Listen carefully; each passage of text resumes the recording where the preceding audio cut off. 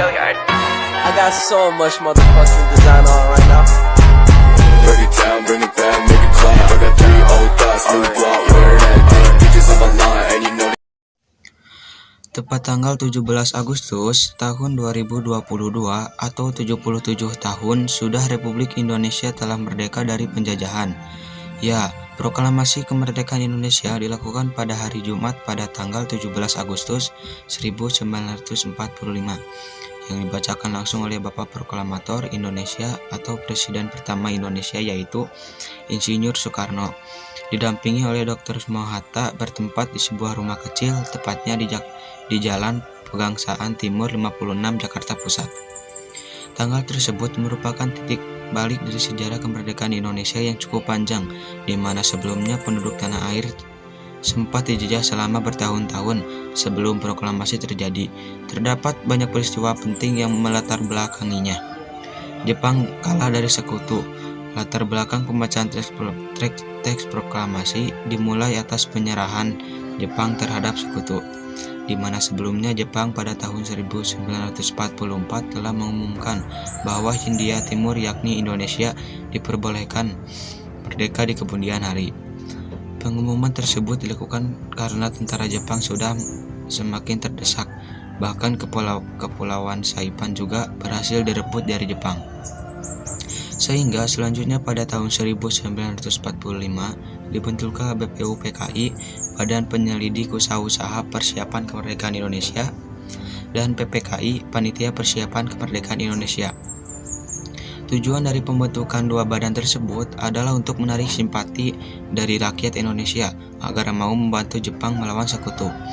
Namun saat perang Pasifik terjadi, Hiroshima dibom pada tanggal 6 Agustus 1945 dan disusul pengeboman Nagasaki tanggal 9 Agustus 1945. Peristiwa tersebut membuat sekitar 14.000 penduduk Jepang menjadi korban dan akhirnya mereka mengaku kalah dari sekutu. Buntut dari peristiwa ini yaitu Jepang berjanji memberikan kemerdekaan pada tanggal 24 Agustus 1945 untuk Indonesia. Pro kontra proklamasi pada peristiwa Rengas Dengklok. Sejarah kemerdekaan Indonesia juga mengalami pro kontra menjelang pembacaan proklamasi tersebut.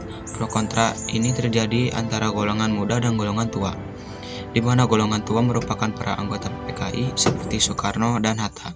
Sementara golongan muda diwakili para anggota PETA dan para mahasiswa.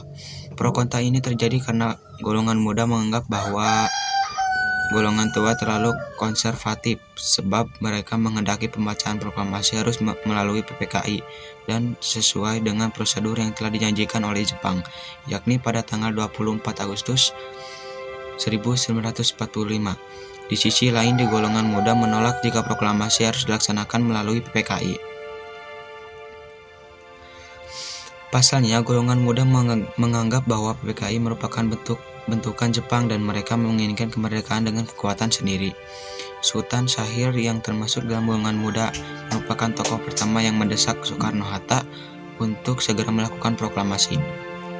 Selanjutnya, rapat resmi dilangsungkan di Pegangsaan Timur, Jakarta pada 15 Agustus 1945 yang dihadiri oleh Johannur Subianto, Armansyah, Hoirusali, Kusnandar, Wikana, Margono, dan Subadio.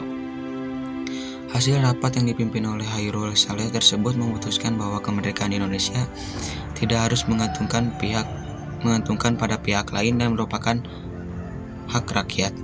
Meski keputusan rapat yang menjadi bagian sejarah kemerdekaan Indonesia itu telah disampaikan kepada Soekarno-Hatta, mereka tetapi bersikeras dengan pendiriannya yaitu proklamasi harus dilangsungkan melalui PPKI. Sehingga pada akhirnya golongan muda membawa Soekarno-Hatta ke Rengas Dengklok, salah satu daerah di Kabupaten Karawang. Pilihan membawa Soekarno-Hatta keluar Jakarta adalah untuk menjauhkan mereka dari pengaruh Jepang. Pengamanan Soekarno-Hatta ke Rengas Dengklok dibantu dengan perlengkapan tentara PETA. Rengas Dengklok sendiri dipilih karena letaknya strategis dan terpencil hingga tentara PETA bisa mengawasi setiap langkah tentara Jepang. Perumusan serta pengesahan teks proklamasi terjadi peristiwa Rengas Dengklok membuat jalan pikiran Soekarno-Hatta berubah dan pada akhirnya menyetujui agar proklamasi kemerdekaan harus segera dibacakan. Setelah kembali ke Jakarta, mereka menuju kediaman Laksamana Maeda untuk melakukan perumusan teks proklamasi. Rumah Laksamana Maeda dipilih dan menjadi bagian dari sejarah kemerdekaan Indonesia karena Maeda merupakan kepala kantor penghubung Angkatan Laut yang aman dari ancaman militer Jepang. Pertemuan di kediaman Laksamana Maeda ini dihadiri pula oleh Soekarno, BM Diah, dan Mbah Diro dari golongan pemuda. Pada akhirnya berdasarkan pembicaraan antara Insinyur Soekarno, Mohatta, dan Ahmad Soebarjo, didapatkan rumusan teks proklamasi yang langsung ditulis tangan oleh Soekarno. Naskah tulisan tangan Soekarno ini nantinya mengalami 3 perubahan setelah diketik oleh Sayuti Malik. Pembacaan proklamasi kemerdekaan setelah dirumuskan dan disahkan, pembacaan proklamasi dilakukan pada tanggal 17 Agustus 1945. Mulanya rakyat dan para tentara Jepang mengira bahwa pembacaan teks tersebut akan dilakukan di lapangan Ikada. Bahkan atas dasar prasangka ini, tentara Jepang sudah memblokade lapangan Ikada terlebih dahulu. Pemimpin barisan pelopor Sudiro yang hadir di lapangan Ikada pada saat itu kemudian menyampaikan situasi yang terjadi di sana kepada Muwardi, yakni kepala keamanan Soekarno.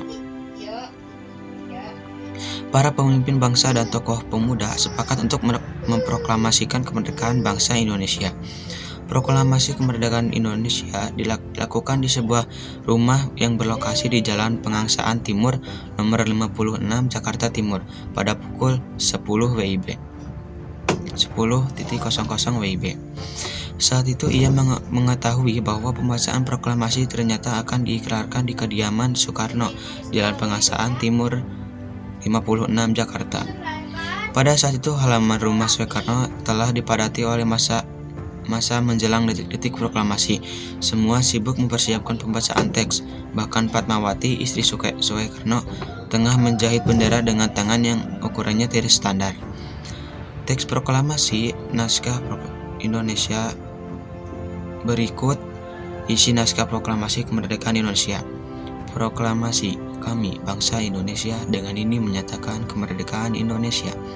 Hal-hal yang mengenai pemindahan kekuasaan dan lain-lain diselenggarakan dengan cara seksama dan dalam tempo yang sesingkat-singkatnya. Jakarta, 17 Agustus 1945. Dengan ini kemerdekaan Indonesia, Soekarno-Hatta.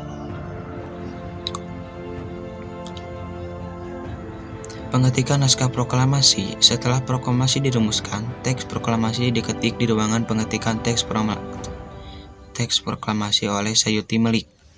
Kemudian teks proklamasi segera dibawa kembali ke ruangan pengesahan atau penandatanganan naskah proklamasi. Di ruang ini naskah proklamasi ditandatangani oleh Soekarno dan Hatta atas nama bangsa Indonesia. Berikut ini teks proklamasi hasil ketikan naskah tulisan tangan Soekarno. Kami, bangsa Indonesia, dengan ini menyatakan kemerdekaan Indonesia. Hal-hal yang mengenai pemindahan kekuasaan dan lain-lain diselenggarakan dengan cara seksama dan dalam tempo yang singkat-singkatnya. Jakarta, 17 Agustus tahun 1945 atas nama bangsa Indonesia, Soekarno-Hatta. Setelah persiapan lengkap, teks proklamasi dibacakan oleh Soekarno yang menjadi sejarah kemerdekaan Indonesia. Pembacaan teks proklamasi perjalanan Indonesia untuk mendapatkan kemerdekaan memang tidak sebentar. Penduduk tanah air ini harus merasakan penjajahan yang kejam dalam kurun waktu bertahun-tahun. Bahkan setelah proklamasi dikembangkan pun masih banyak perjuangan lainnya yang harus ditempuh, seperti perbuatan naskah Undang-Undang Dasar 1945 dan lainnya agar Indonesia menjadi negara seperti sekarang.